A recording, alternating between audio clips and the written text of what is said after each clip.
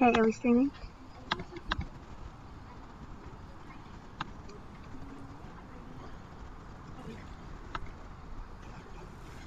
Alright, let's give it that time. Yeah. You've got 1 minute, it says here. Okay, are we streaming? Nope, it started. Oh.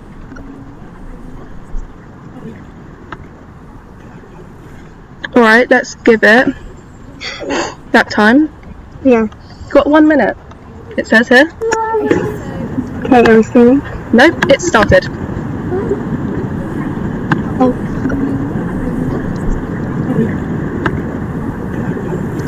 Alright, let's give it that time. Yeah. You've got 1 minute, it says here. Okay, are we streaming? Nope, it started.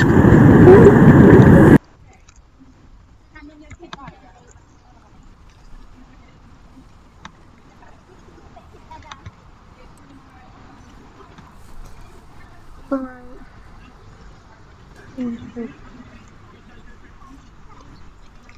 Are we good? No, that's fine. Okay.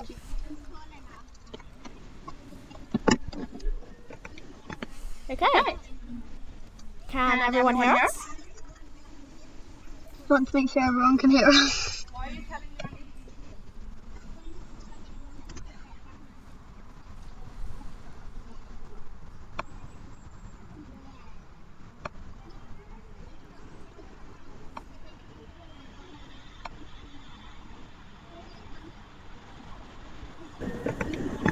Okay.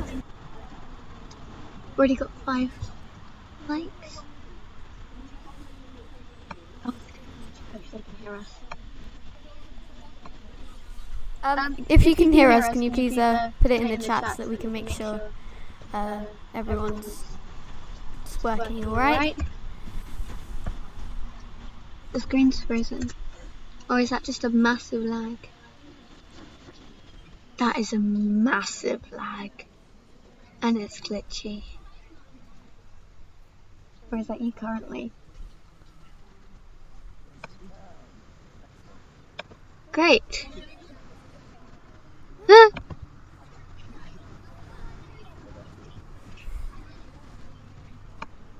You have a brother? No, it's my dad. Okay. They just heard that. Hi, Dad. Thanks for watching.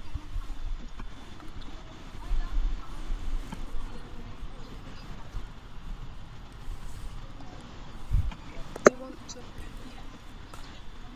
restart it.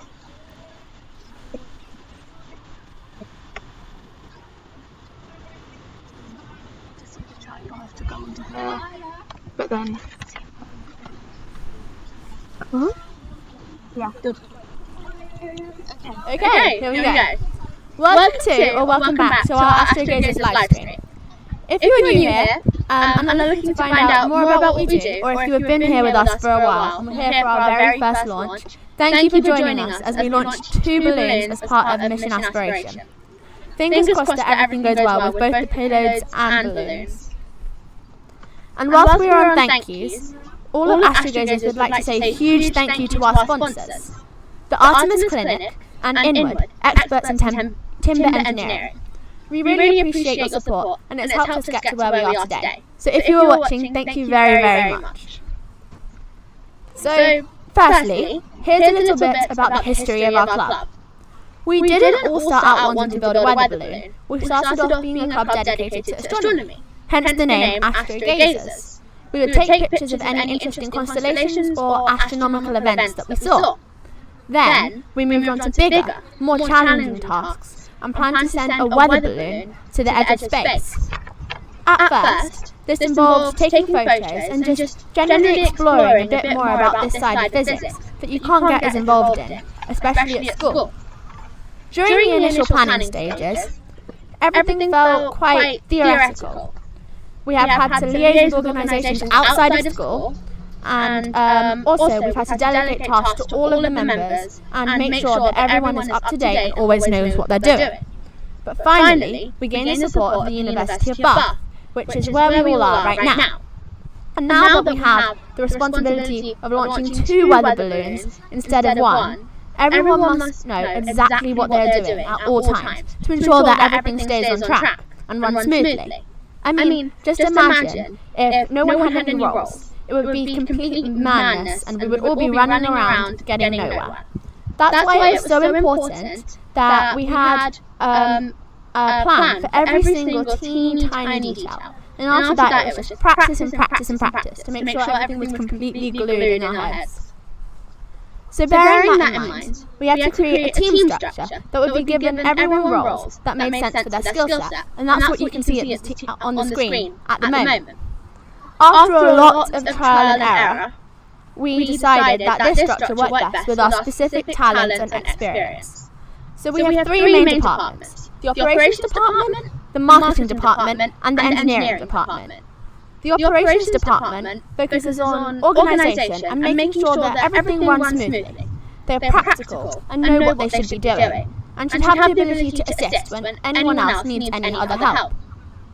The marketing department focuses on advertisement and runs both the social media pages on YouTube and Instagram. They help to curate ideas for events, and they also create interesting content for our viewers. By the way, that's you guys! The engineering department focuses on the hands-on aspect, how our payload is secured, making sure everything is in place, tying knots, sticking tape, fixing technical difficulties. You get the idea. In summary, we need a lot of roles, so this is how we organise them all. Now, on to some fun facts about weather balloons. Did you know that only 15,000 of the 75,000 balloons that are launched each year return to Earth? Let's hope ours is one of them. The weather balloon was invented in the 1890s by Gustav Hermite as a way of exploring Earth's atmosphere without risking lives. It was first launched in 1896 by a Frenchman called Leon Tesserin de Bord, made of paper and silk, which, thinking about it now, doesn't seem like the strongest materials to use, but it was the only resources they had back then. So that means that since the first weather balloon launch, roughly 6.75 million years, roughly 90 years ago, 6.75 million weather balloons have been launched. And as well as for the purpose of scientific research, this invention is used to conduct crazy and absolutely ridiculous experiments.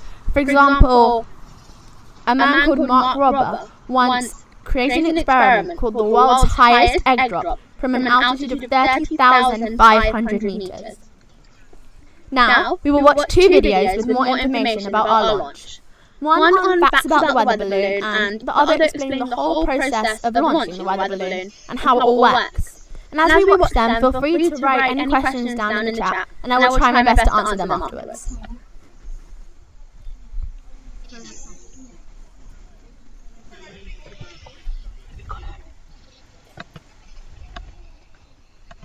Welcome to 5 facts about weather balloons. Let's get to it. Fact 1. Nearly 1,800 are launched every day across the world. That's more than the number of planes that leave the UK each day. Fact 2. The first was launched in 1896 by Frenchman Tesserin de Bord. That's 100 years before emojis were first used on smartphones. Fact 3. The average flight time is 2 hours and 45 minutes. You could watch 7.5 Friends episodes in that time. Fact 4. The weather balloon may fly as high as 40,000 metres. That's 4 times higher than an average plane would go. And finally, fact 5. We have an Instagram page, _Astrogazers_. Follow us there and subscribe to our YouTube channel. And with that, thank you very much from all of us at Astrogazers.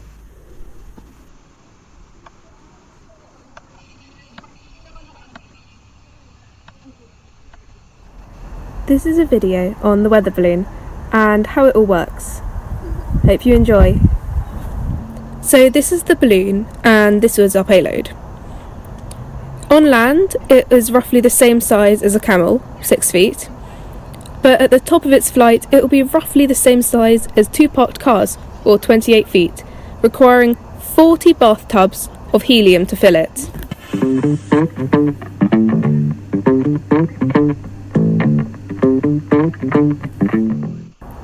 balloon rises using the helium to the stratosphere, which is roughly the same height as 5 Mount Everests.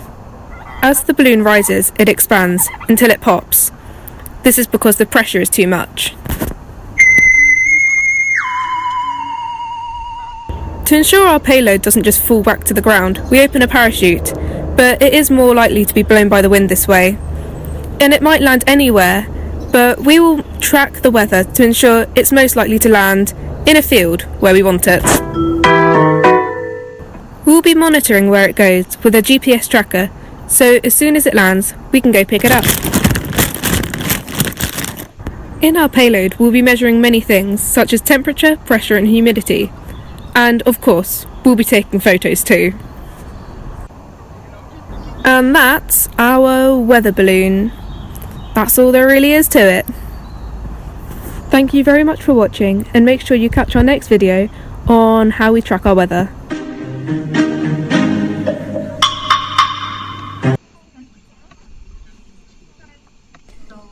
Now, do we have any questions in the chat, Emily?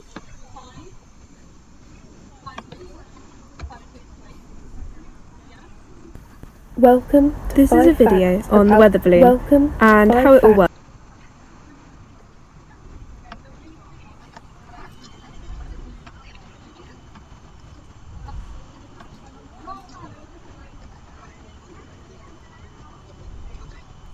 Alright, no questions just yet, but feel free to keep typing them down if you have any at any point. So, how high will the weather balloon actually go? Well, the burst altitude is an estimated 30,000 meters, unless of course something happens during the process of ascent. And I mean, we have an absolutely ginormous list of possible risks. And when I say ginormous, I mean it. I think it might be taller than me. There's a small possibility that there is a sudden wind gust shortly after the launch. This can potentially impact the direction of the balloon's travels, and could possibly cause it to become trapped in a tree, which is certainly not where we want it. This could puncture the latex balloon and result in helium escaping. This is why we're launching in an open field, preventing its chances of getting caught. It also doesn't reach its maximum size until it reaches the higher altitudes, which means its volume is much less, which is practical for us. And I mean, I suppose a bird could fly into it? Maybe, but it would have to be a pretty blind bird. We were actually talking about this on the way here, and we hope these birds go to the opticians. Okay, besides the blind birds, let's get into a little more technical things. The weather balloon is filled with pure helium gas, with the end sealed using cable ties and fabric tape. A cord connects the neck of the balloon to the top of the parachute, and the parachute cords are connected to the payload with another cord. The cord from the parachute to the payload is 10 meters, so if the parachute gets caught in a tree, the 10 meter cord will let the payload fall low enough to be caught. And I realised that I just said the word cord about 10 times in that last sentence, but that just proves that these cords are very, very, very important. And also, one of the payload has wings to keep it steady and minimise rotation on its ascent. That's because it has a camera, and this stabilises the camera's footage, which we'll be checking for at the end of our launch. There is also a wall of toothpicks on either side of it, which keeps the camera in a secure position and defends it against anything that could potentially break it. So remember that. Toothpicks are really great for self-defense. Well, if you were really, really sure, toothpicks are really great for self-defense. Okay, now I'm going to go in really a lot of depth about everything inside of our payload and what it all does. Firstly, as you know, we are launching 2 different payloads. And this time around, we needed a way of identifying the 2 different payloads. We were looking for something a little different from payload 1 and payload 2, because that's really original, right? So finally, we landed on the Shaman payload, named after Helen Shaman, and the Belle Burnell payload, named after Jocelyn Belle Burnell, 2 outstanding women in STEM, who I will explain more about in a little while. So let's talk about the Shaman payload. Inside, there will be a data logger, which includes the data logger itself, the case, and the screws to protect it during the flight, and also a battery to ensure it doesn't die, during the process, because that would be a bit of a disaster, and we would likely lose all of our data. And in that scenario, the mission would be very unsuccessful. So unfortunately, we had no choice but to put the battery in. But it does take up a lot of space and weight, which is what we've been facing at the moment, mass restrictions. It's when we have limits within the amount of things we have to put in the payload, which we have to stay within. If our payload is too light, it would get blown around in the wind too quickly. And if it was too heavy, it wouldn't leave the ground at all. That's why we've had to balance what goes in each to get it just right. There will also be 4 toothpicks to secure the data logger inside the payload and make sure that it doesn't just fall out. At first, we just put them in, but then we realised that our measurements needed to be exact, so we ended up having a few grams extra weight left in each payload to account for any additional toothpicks or tape we used to secure things inside the payload. But I mean, we have 13 grams to spare. That isn't exactly much to do, so let's hope we don't need to use anything extra. Next we have a USB stick containing all of the e-tickets. If you had the chance to fill out the e-ticket form, then you should be really excited, because your name is going to be sent to the edge of space. And I believe that after our launch is completed, you will get a copy of your e-ticket. I think. And we also have Astrato Flight's Vodafone GPS and Astrato Flight's EU GPS. The reason we use 2 different GPSs is because if one were to fail on the day, then we at least have one other that will definitely work and provide coverage. And if they both don't work, then the universe is just not on our side. Inside the payload, there will be test materials. We use string, metals and coil. We are using these to see how altitude, pressure and humidity affect it, as well as how they are affected by cosmic rays. Now, if you haven't heard of cosmic rays before, they are high-energy particles, or clusters of particles, and they move through space at nearly the speed of light. So that's it for payload 1. Now let's move on to payload 2. Yes, we're not finished yet. Now for the other payload, the Bell Burnell payload. Inside there is a camera called the 8-man camera. And there is quite a funny story about this camera, actually. We were thinking about what to rename it, because currently it's called the 8-man camera, and that's what it came as. And we thought that didn't really fit the space theme. But then this casting pan remembered that the first time we ordered this kit, Mr. King couldn't get over how funny the name 8-man camera was. And he just loved it so much. So we decided to keep the name as the 8-man camera in honour of you, Mr. King, if you're watching.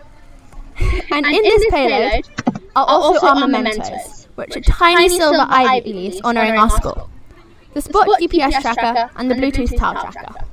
And that's everything in our payloads. So moving on, this is Helen Sharman, as you can see on the screen. We named payload 1 after her, so here's a bit about her.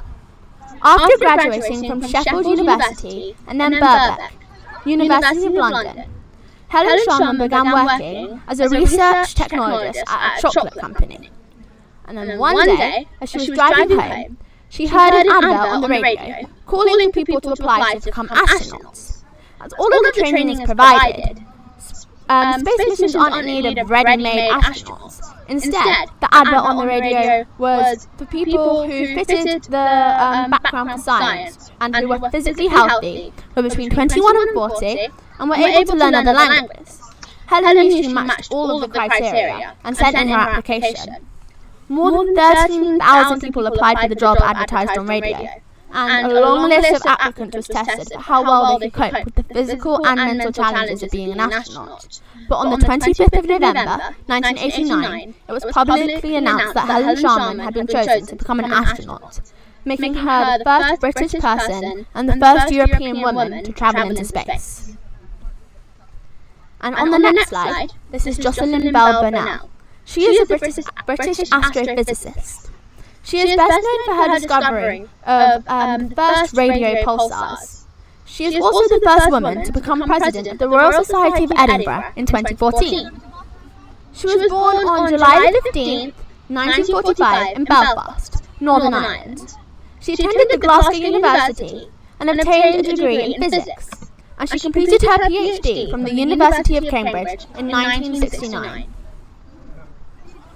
The assembling of the payloads is a meticulous process, and in the wise words of our director, Mrs. Carterpan, every centimetre matters and every gram counts.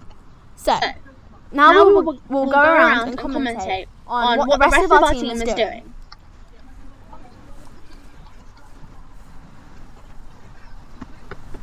So firstly, we're going to be going to Tara and Isla, our flight directors. Oh, I guess we're doing that later. We're about to launch our first weather balloon. So now we're going into the middle of the field, where the team and staff have been filling up the actual balloon with helium.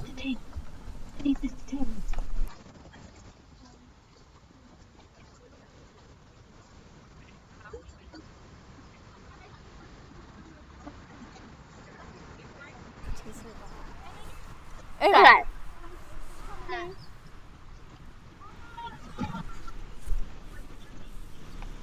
You can shot or not. So I think our first payload, the Belbin payload, is ready to launch. That's where we're going right now.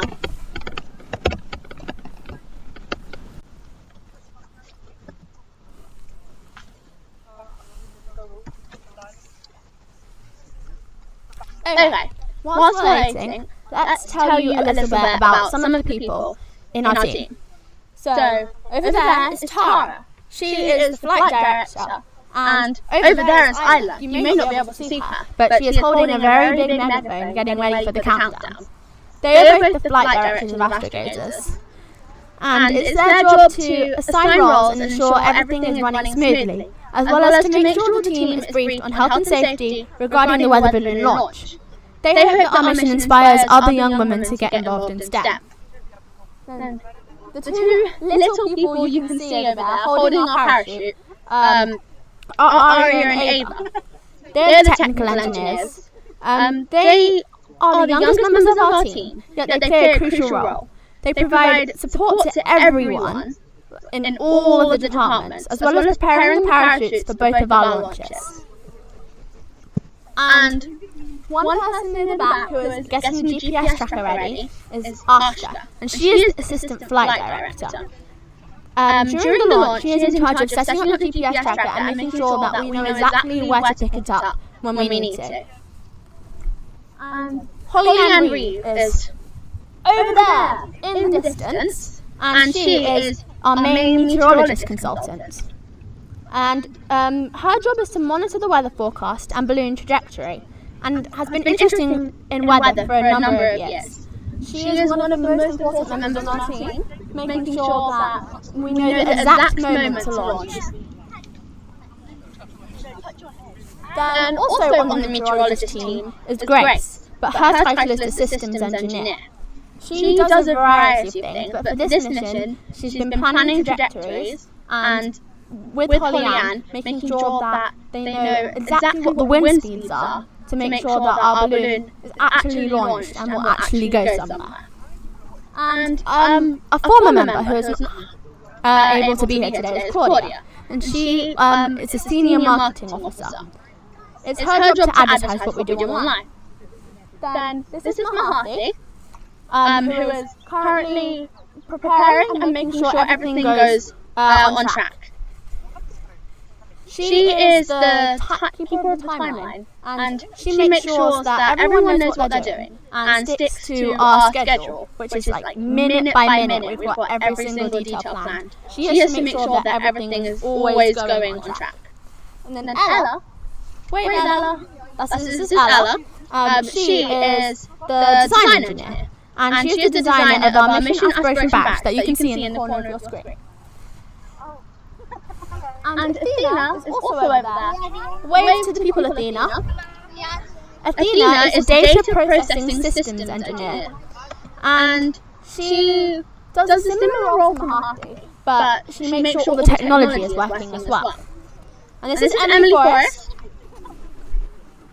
and she is the marketing officer at Astrogazers. She manages the YouTube and Instagram accounts and is behind all of this live stream, reading your messages and making sure that everything is going as planned for you to hear what I'm saying. This is Zia. Wave Zia.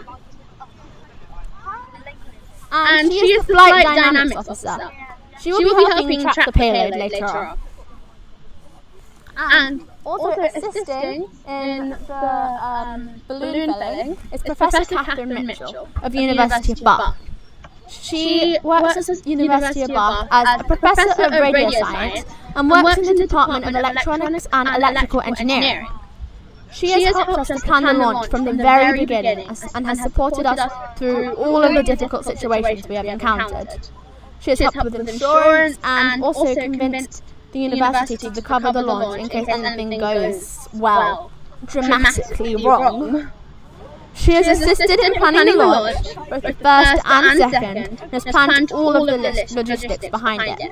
She's provided the helium to us for free, which saves us about £300 for helium, which has helped us very much. And let's be honest, having that conversation with Miss Davies would have been interesting to say the least. But thank you to Professor Mitchell for all your support.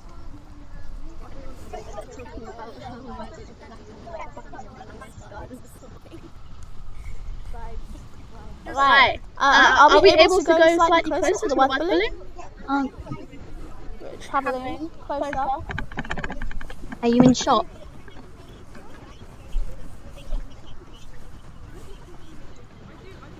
Now we've come a little closer to our weather balloon so that you can see it during the actual launch. Hello. Would you like the microphone? I would. Have the microphone. Oh, this is Tara. Hello everybody. Thank you so much for joining our live stream today. My name is Tara, I'm the flight director, and wow, I'm so excited that you're all here to see this happen because it's been a long time coming and we've all been working so hard for I think over a year now, which just shows how committed everyone is. And yeah, I'm sure Anaya has been being an incredible host, but a little bit about me. I joined Astrogazers about 1.5 years ago, and back then it was really different. It was all about stargazing and constellations, but now it's evolved into something really exciting. And personally, this is important to me because I'm very passionate about empowering young girls, women to be in STEM-related fields because we need more women, and this is a direct route to that. So. I really hope you enjoyed the live stream and yeah. Passing back over to Anaya. Thank you, Tara. Okay. So, my password is 490.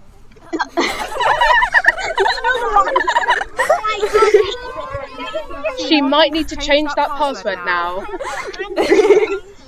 Okay, so the payload goes. Now we're going to go on a bit about the summary of the launch and the retrieval process. So the payload goes to its final stages of getting assembled and then gets connected to the parachute. The parachute connects to the weather balloon, which is filled with helium, as you can see behind us. And when the weather balloon is released into the sky, it reaches an altitude about 30,000 meters before it bursts. Higher or lower, but we're hoping it goes slightly higher. It's planned to at least. And 30,000 meters is roughly at the top end of the stratosphere, which is what we call the edge of space.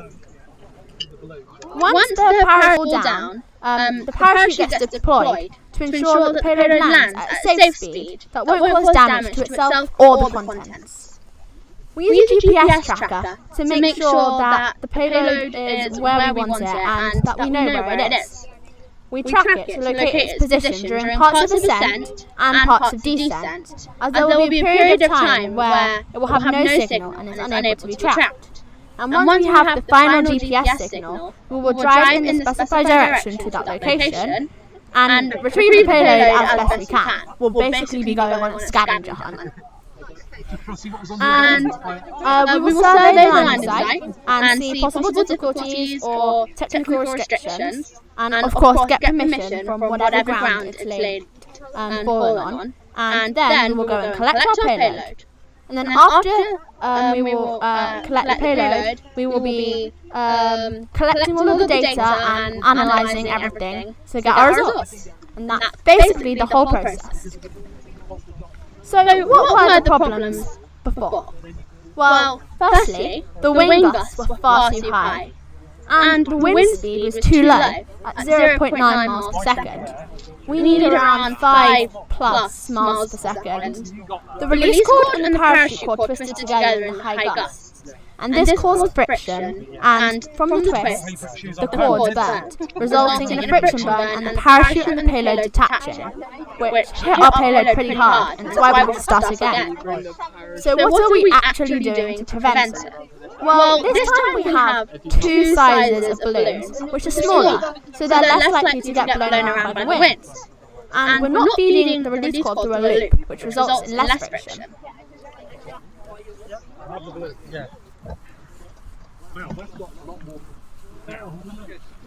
We're measuring the mass of payloads to the exact grams, because extra weight could result in the initial launch being unsuccessful.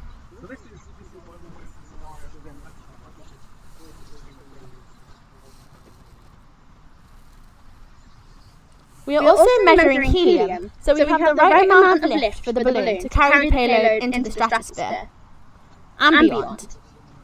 And we're also wind speed tracking to ensure that we get the ideal ascent rate, 4.7 to 5.81 miles per second. And we're definitely hoping that wind gusts cannot exceed 0.8.3 miles per hour. If they do, we will delay the launch, definitely.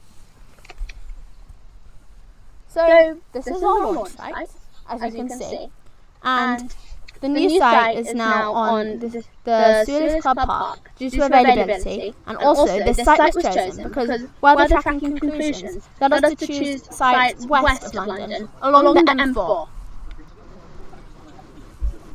When the ascent rate, which is affected by the wind speed and volume of helium, is lower, then the distance travelled is greater, and the greater the flight time.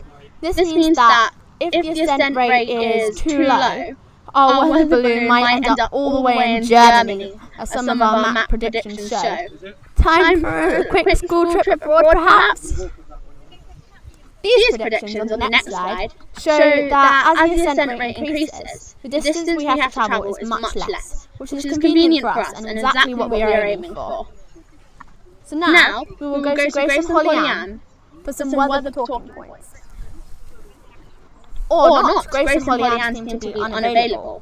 But we will go to Mr. Coley and Mr. Kazi, who seem to be tracking wind speed. Emily, can we please move to Mr. Coley and Mr. Kazi? Can you talk?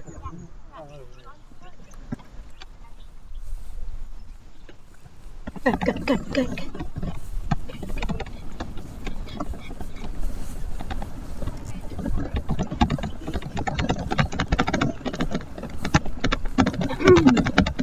Hello, Mr. Colium. How is your wind speed tracking going?